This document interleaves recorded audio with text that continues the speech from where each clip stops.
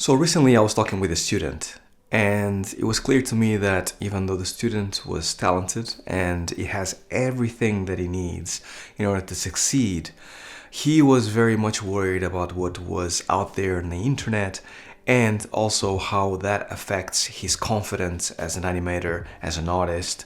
And I believe that it's time for me to actually talk about this here because it's something that I've seen as somewhat of a trend in animation. And unfortunately, because of social media and because of the internet and how things are getting bigger, better as we are moving forward, I think it's becoming more and more of a thing. So in this video, I'm going to talk about exactly how can you actually break down those barriers that stop you from actually continuing to improve yourself as an animator and basically be a little bit more confident with your skills, within yourself, hopefully, to actually kind of like pursue that career, finally finish that short reel and make it the best possible. So let's do it. Welcome to another video, guys. So my name is Harvey Newman. For all those that don't know me, welcome to this channel. I like to share my passion for animation, for game development, and much more here in this channel with all of you.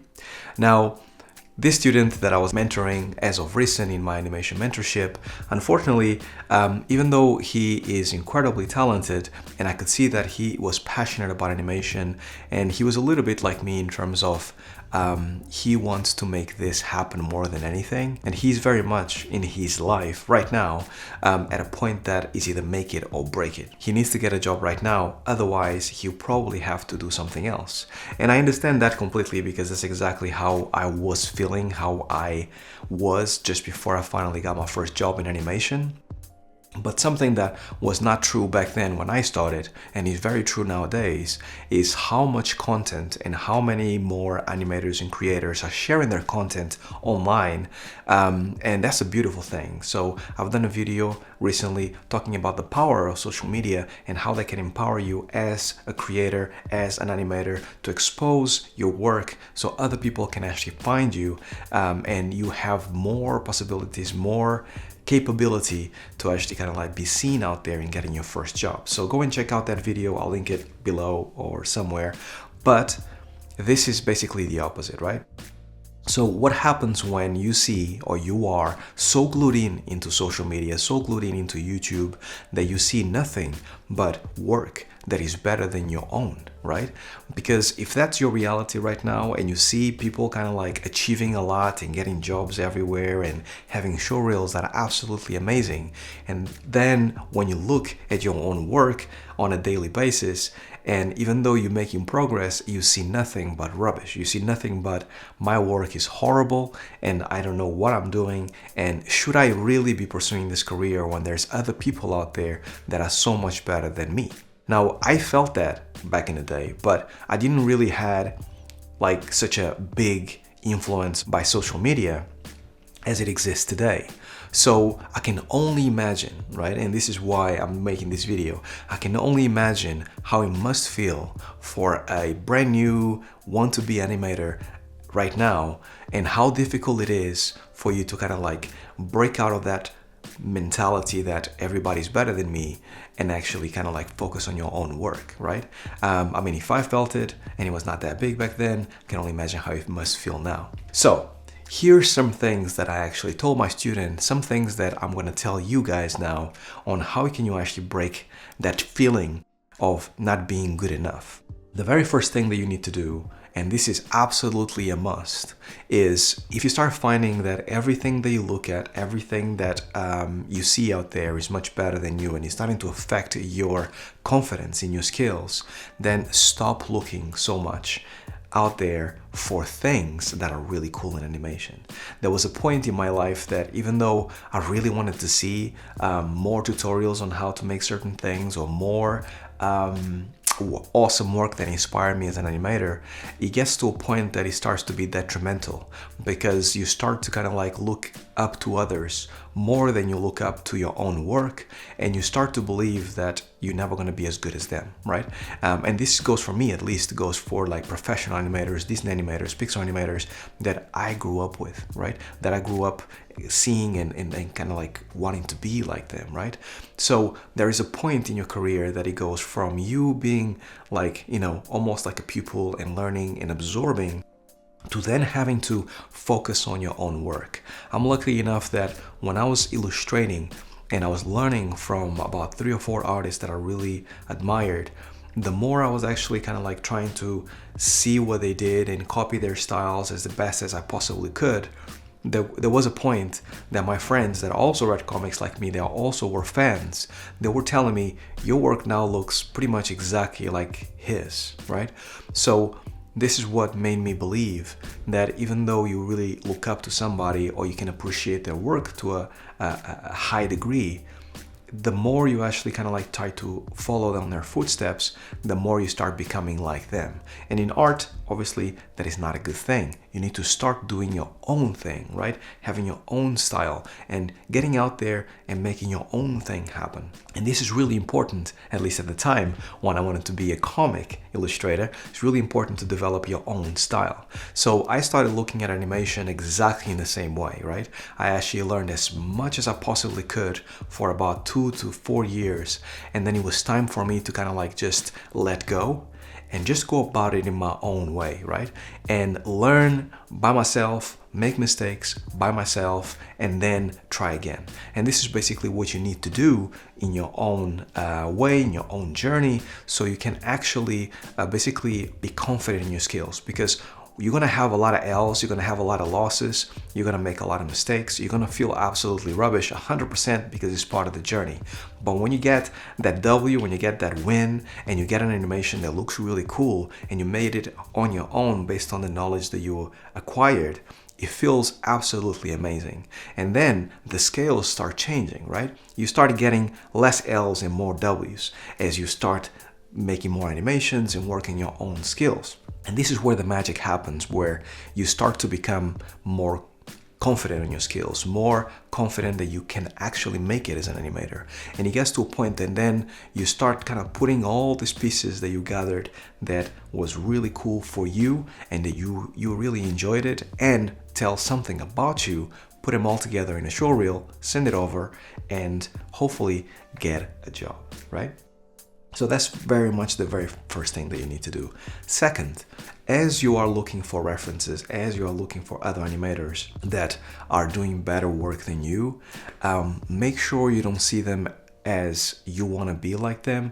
Make sure that you see them as in like you appreciate their work, but you have your own way of doing things, right? And this goes for basically the style, not so much the workflow, but the style of animation.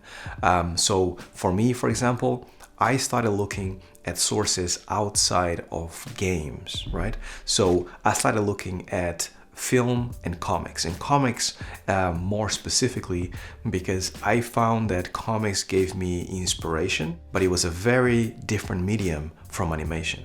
So I could go ahead and look at comics and look at the posing, the setup of the scenes, how appealing the characters were, and read the story and be embedded with the story, and then finish the comic and be, wow, that was absolutely amazing.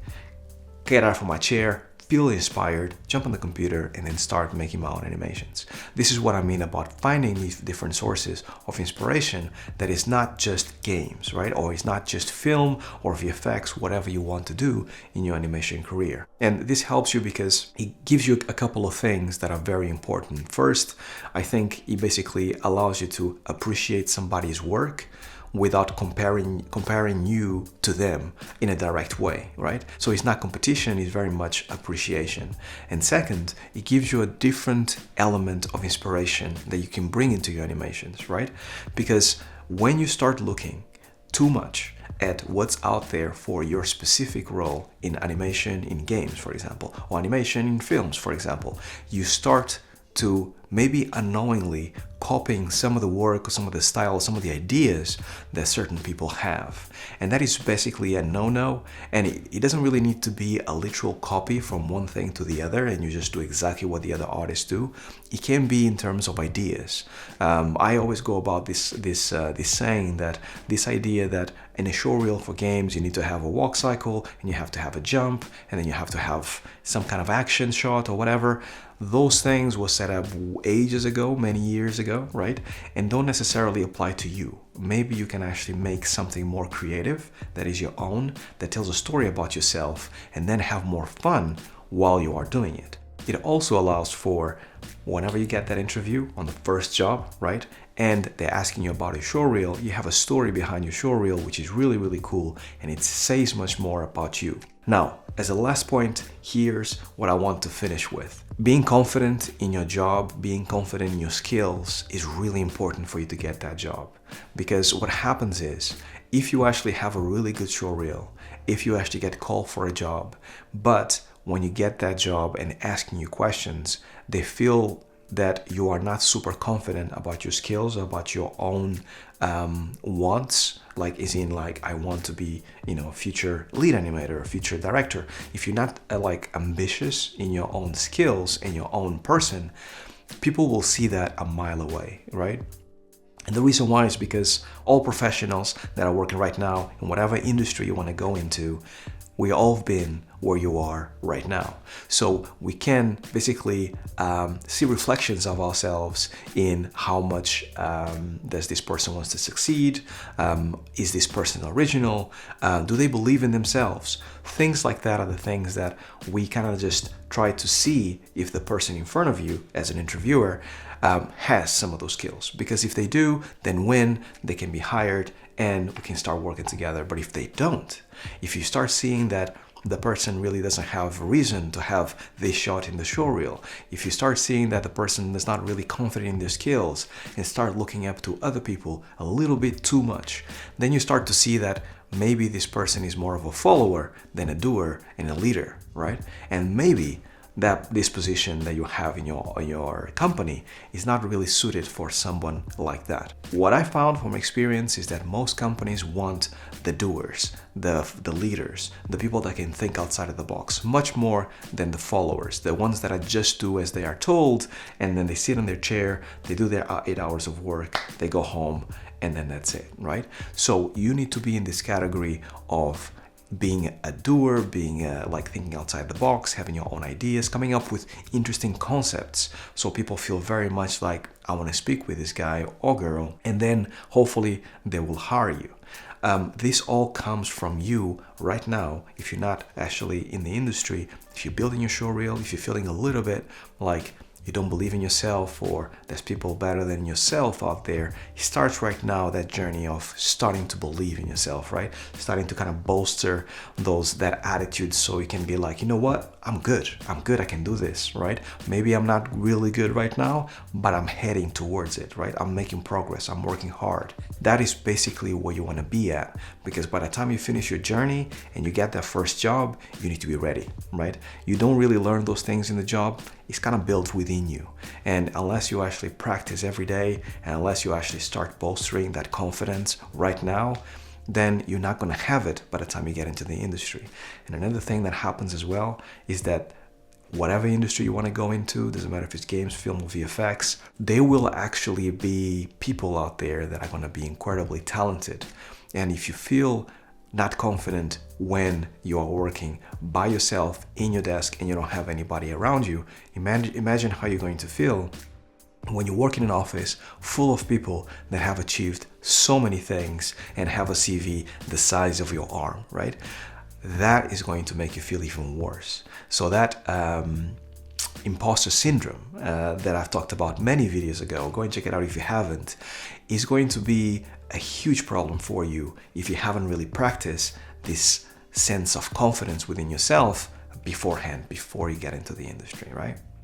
So I hope this helps you guys. I hope this gives you a little bit of boost of confidence. If it does, comment below. And if it doesn't, also comment below and let me know about what kind of issues are you facing? What kind of insecurities do you have? Because maybe we do a future video, maybe with some updates and some more intricate details on how to help you guys, right?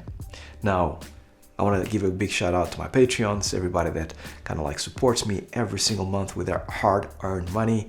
Come along, check my perks, and support the channel, because every single penny goes right back into the channel to make sure that things are better every single week. And that's all I had for you guys. If this was useful to you, subscribe, hit the like button, and comment below, because I love to speak with you guys. And until next week, stay well, stay safe. Peace.